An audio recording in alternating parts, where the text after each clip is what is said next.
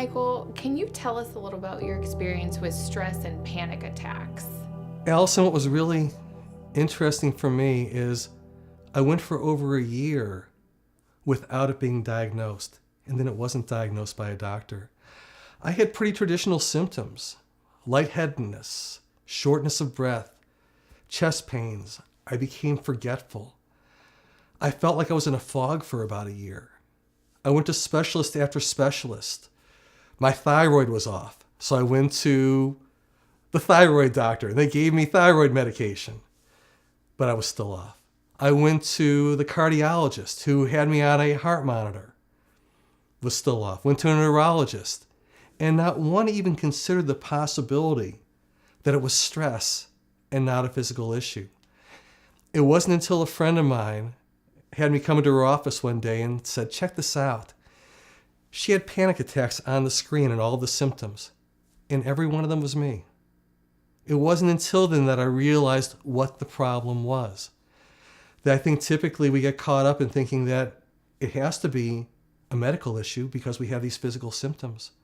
But in reality, it was stress and panic attacks that were causing all of my physical issues. Michael, why do you think so often this goes undiagnosed? I think for two reasons. One, within the medical community, I think that's their focus. Secondly, for us, we can feel embarrassed that we don't want to acknowledge that it's stress or panic attacks because it can make us feel weak. There was a friend of mine who I could see was going through it and was with another friend. We both saw what was going on. And my other friend said, "I don't know if you want to bring it up because it could embarrass them." Because we think we are weak or that there's something wrong with us if we can't manage our stress. I think a big part of it is for us to feel comfortable with it, to be willing to acknowledge it. And I've liked the fact that I see more and more celebrities being willing to talk about the impacts of stress or panic attacks on their lives to make it okay. One of the most powerful things for me was when I talked with my customers, with my staff that worked for me, and I shared with them what I was going through. It was really cathartic and healing for me because I didn't feel like I had to deal with it on my own, that I didn't have to feel shame around it. And I was so grateful for how all of them wanted to help me.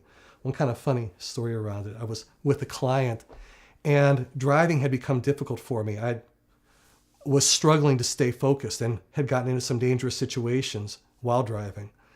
I asked them, because typically I would drive my client, I asked them if they would drive. And they said they would. It turned out they were probably the worst driver I have ever been with. We're on the freeway and they're slamming the brakes for no particular reason.